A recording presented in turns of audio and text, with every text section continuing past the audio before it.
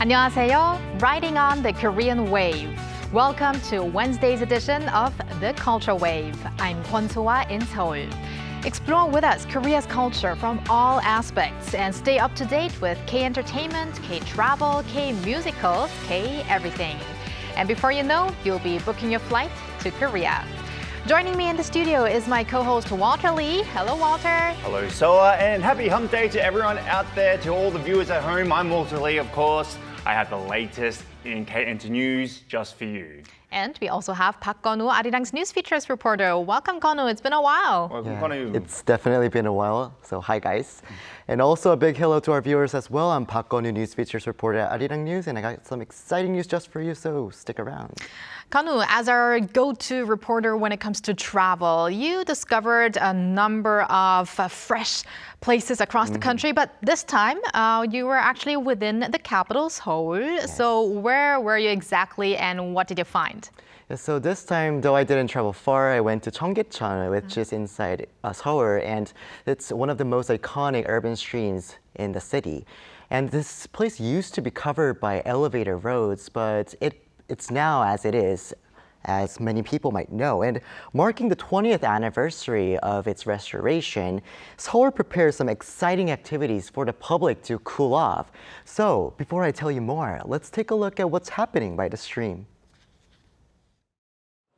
With daytime temperatures soaring past 30 degrees Celsius, people in Seoul are doing all they can to stay cool, from carrying sun umbrellas to clutching icy drinks. And for many, it's the perfect weather to enjoy the water or even get right in.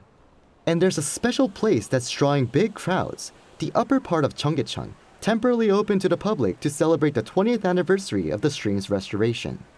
Laughter echoed as children and adults splashed, kicked up water, and even waded through stronger currents for fun. International tourists were also spotted easily, cooling off and snapping photos. Living in somewhat of a big city, you don't normally get to see really lovely streams like this, especially when it's so hot and humid. Kind of refreshing to be able to step in the water. It was a lot of fun. But for Seoulites, Cheonggyecheon isn't just for play. It also offers a peaceful escape from the heat. It's been so hot lately, but by the stream, it feels cool. So it's a great place to rest. I often like coming out here for some fresh air, especially as sitting all day at work feels stuffy. That comfort is the result of a remarkable transformation that began 2 decades ago. Cheonggyecheon was once sitting under concrete during Korea's industrial boom. Restoring it raised environmental concerns, but now it's clean enough for native fish and birds to thrive. A true case of urban ecological revival. In fact, the stream is home to around 20 native fish species, including the Korean spotted barbel, which only survives in grade 2 or cleaner water. And that's thanks to regular water and bacteria tests conducted to maintain quality. Beyond ecosystem revival, the stream is widely recognized as a successful model of urban water management, offering more than just eco-friendly value. Cheonggyecheon helps lower the surrounding temperatures raised by heat-absorbing pavement like asphalt, and even improves air quality, acting like an air conditioner for the city. Seoul now plans to transform more than 300 kilometers of streams running through the city into vibrant, accessible waterfront parks just like Cheonggyecheon. And as the city moves toward a more water-sensitive future, Cheonggyecheon stands as a reminder that even in the heart of a big city, nature can make a peaceful comeback. Well, it looks like a very refreshing coverage. You went there to Konu, but I can't believe that it's been already 2 decades since the restoration, because I remember back then, I think I was in high school or so, there were some concerns back then, also some political issues, but now it really looks like this Cheonggyecheon has manifested itself as a place to enjoy, a peaceful place and also an ecological place. But Konu, you can tell us a little bit more about why it's really considered such a meaningful place for the capital, Seoul, right? Yeah, so as you just mentioned, I also want to stress the ecological value of Cheonggyecheon because it brought life back to the stream, obviously, and along with its function to lower the heat and temperature in the city as well. And that's especially meaningful considering that the stream used to function as an underground sewage canal and covered by roads, and its revival is symbolic of Seoul's shift towards sustainability.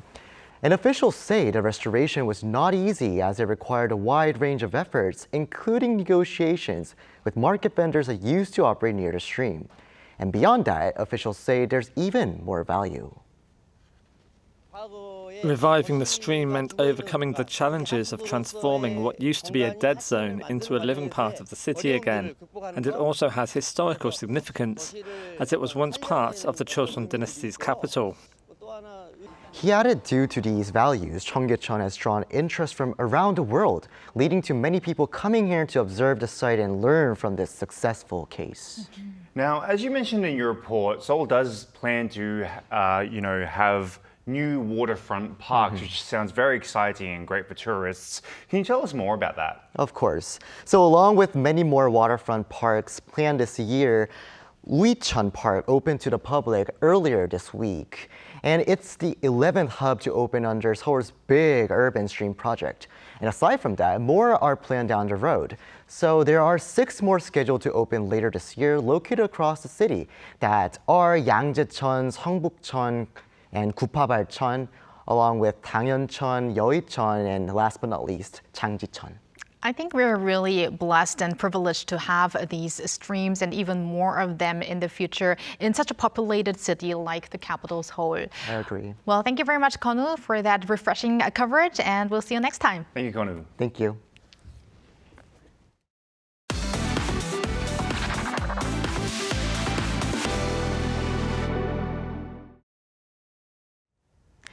And now time for a look at what's making headlines in the K-Enter world with Walter Lee.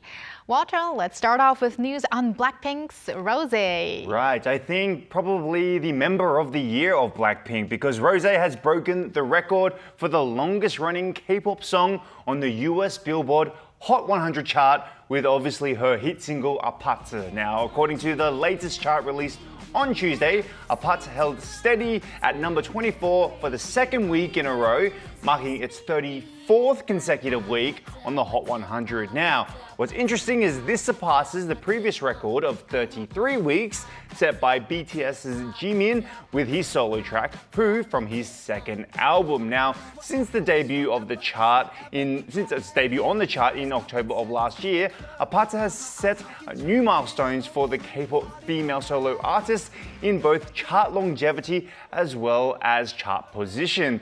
Now, at some time, it saw itself trending downward, but the song surged back up at the beginning of the year as holiday hits dropped off.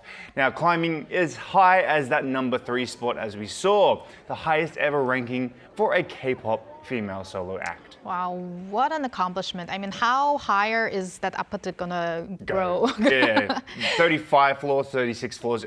We still have many more weeks left. Probably, yes. Well, Walter, we're going to now move on to some New Jeans news, and that's on their ongoing legal battle with Adore. Yes, right. Ongoing for sure. So on Tuesday, the Seoul High Court dismissed the appeal filed by the New Jeans members against the injunction that prohibited them from signing advertising contracts and maintaining their status independent of their agency. Now, in simpler terms, New Jeans still cannot take part in any activities unless under the name of Adore. Now, back in May, the court ruled that if New Jeans engage in independent activities, each member must pay 1 billion Korean won, or that's approximately 720,000 US dollars in damages to Adore. Now, an appeal on yesterday's ruling was immediately made by the members of New Jeans, but was subsequently denied by the High Court. Meanwhile, the main civil lawsuit filed by Adore to confirm the validity of the exclusive contracts is still ongoing at the district court level. Well, obviously, this is something we will continue to follow as the case progresses. And Walter, last but not least, we're going to talk about the case series that has taken the top spot on Netflix in many countries. Yes, this is great news. So, as of Wednesday, Netflix reported the series Mercy for None, starring So Ji-sop, which has reached the #1 spot on Netflix Global Top 10 for non-English TV shows, garnering 7.6 million views in its second week and placing it at the top of the weekly non-English series rankings. Now, the series made it onto the top 10 list in 75 countries, including obviously here in South Korea, Hong Kong, Indonesia, and Switzerland, and ranked number 1 in 9 of them. Now, the story follows Nam Gi-jun, a former gangster who once served his own Achilles heel to escape the criminal world. He returns 11 years later after the mysterious death of his younger brother, Ki-sok, the gang's second in command, and begins a ruthless quest for revenge. Wow, K-dramas are seeing hit after hit. I'm still in the middle of this one. Can't wait for how it ends. Yes. Well, Walter, thank you very much for those updates, and stick around. No worries. And now let's move over to our AI anchor, Adi, for more culture news. Adi, take it away. Hello and welcome to your AI guide to the latest cultural updates from Korea. Here's our top story. A global literary celebration in the heart of the city, the Seoul International Book Fair, kicked off today at COEX for a 5-day run. This year's theme, The Last Resort, invites visitors to reflect on the role of books as a source of comfort and resilience in an increasingly challenging world. The fair brings together over 530 publishers and literary organizations from 17 countries, including Korea, Saudi Arabia, and France. Overseas participants are showcasing their work in the international pavilion, while the domestic pavilion features a vibrant mix of book markets, exhibitions, and author talks. This year's guest of honor is Taiwan, represented by more than 30 prominent writers and artists. A new exhibition is offering a closer look at the layered and often unfamiliar world of Japanese culture. Marking 60 years of diplomatic normalization between Korea and Japan, the National Museum of Korea is presenting a special exchange exhibition titled Japanese Art from 4 Perspectives. The show brings together over 60 significant works, including rare pieces designated as Japan's national treasures. Among the highlights is a golden 6-panel folding screen adorned with phoenixes and peacocks, and traditional silk garments embroidered with autumn flowers that depict the delicate beauty of a fleeting moment. Some 40 works from the Tokyo National Museum's collection are on display in Korea for the first time. Asia's largest celebration of global musicals, the Daegu International Musical Festival, kicks off this Friday in the southern city. Now in its 19th year, the festival features 29 productions scheduled for over 100 performances, including standout works from overseas alongside showcases by Korea's top-tier stars as well as emerging talents. The opening show is the European musical hit Tesla, a spectacular production portraying the life of Nikola Tesla, the pioneering electrical engineer and one of history's most influential inventors. The festival will close with the Chinese mega musical Panda, an artistic meditation on the relationship between humans and nature, and a profound reflection on life itself. That's all from me. Stay tuned to the Culture Wave.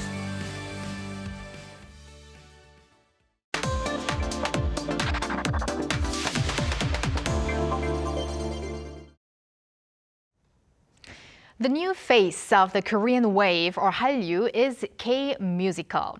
As we reported on the show before, a Korean original musical may be happy ending even won 6 Tony Awards just this month. Now, the passion and excitement unfolding on the stage is captivating musical fans around the world, including through the K-Musical Festival 2025 that took place in Shanghai recently. We now connect to an organizer of this event, Kang Yong-min, director of the Korean Cultural Center in Shanghai. Hello, Director Kang. Hello, Director. Hello, thank you for having me. Thank you for joining us. So, first of all, please introduce us to the K-Musical Festival in Shanghai. Of course, the K-Musical Festival was organized to deepen Korea and China cultural exchange and to offer Chinese audiences a broader understanding of Korean musicals. We presented 5 different productions in collaboration with leading Korean musical production companies, ranging from historical works to musicals for children and youth. Since Shanghai accounts for over half of China's musical ticket sales, it's a particularly meaningful location. We also included exhibitions, experience workshops, and a lecture to allow audiences to engage with K-musicals beyond the stage. That sounds extremely interesting. Recently, there does seem to be a growing interest in Korean performing arts and content in China. So, what was the atmosphere like at the event? Traditionally, K-culture in China centered around K-pop and K-dramas. But recently, we've seen growing enthusiasm for musicals, traditional Korean music, and even culinary culture.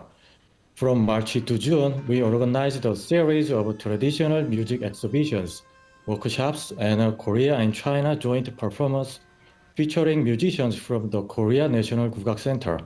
These received great attention from Chinese music lovers. We also held a unique event in May, Hangang Ramen Picnic at the Korean Cultural Center, where visitors could enjoy a DIY ramen experience and Korean cooking classes. These efforts illustrate how K-culture is naturally expanding its reach, from entertainment to food, tourism, and lifestyle. And Korean musical recitation performances, I heard, also took place at this recent event. So, what kind of works were introduced, and were there any mentionable criteria in choosing them? We chose works that would connect meaningfully with Chinese audiences. We opened with Nameless Junhee, a story of young Koreans fighting to preserve their language under Japanese colonial rule. And Magic Candies, Korea's most beloved family musical, was performed to celebrate International Children's Day. We also featured Demian, a Korean adaptation of Hermann Hesse's novel, ahead of its Chinese language production. Given that much of the local musical audience is young women, we also included Bronte and Anne, both female-driven stories with strong emotional resonance. I'm sure there were many performances that were praised while they were at this festival, but which performance received the biggest response in your opinion and why? All five received great feedback, but Magic Candies was especially moving. There's a moment when the main character hears his father's unspoken love, and the audience, including children, began singing, 사랑해, 사랑해, 사랑해, 사랑해, 사랑해, 사랑해. It means I love you, I love you, I love you, along in Korean. It was a simple but deeply emotional moment that really sharing a powerful moment of emotional connection beyond the language. Demian also left a strong impression in a special duet, a Korean actor as Demian and a Chinese actor as Sinclair sang Connected Dreams together in Korean and Chinese, beautifully symbolizing the harmony between two cultures. Well, Director Kang, for a moment, I thought you were one of the actors on the stage. Well, it looks like all of these performances are really received in a positive way. But as you mentioned before, not only performances were held at this event, there were other things to do, such as exhibitions and lectures. So could you tell us a little bit more about the rest of the programs there? We hosted a one-day K-musical workshop titled Becoming a K-musical Actor, where participants learned songs from Korean musicals and sang together with professional actors, an immersive way to experience the heart of K-musical. Additionally, we invited a renowned Korean musical composer for a lecture titled A Stroll Through K-musician Composition. The talk offered insights into the creative process behind musical storytelling and gave audiences a rare behind-the-scenes look at the art of composition.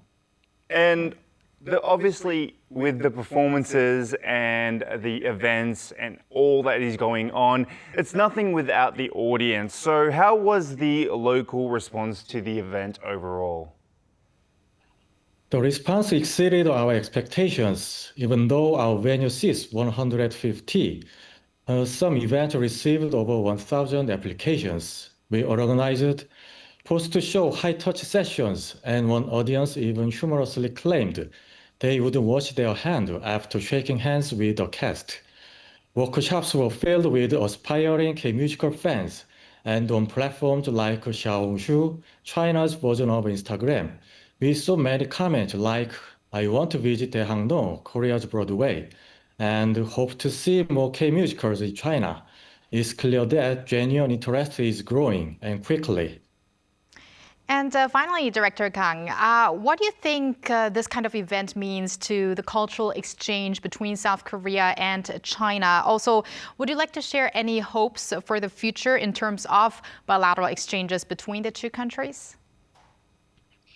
By extending K-culture beyond pop and drama into musical theater, the crown jewel of the stage was that we are opening a fresh chapter of Korea and China exchange, especially as maybe happy endings Tony win heightens global interest.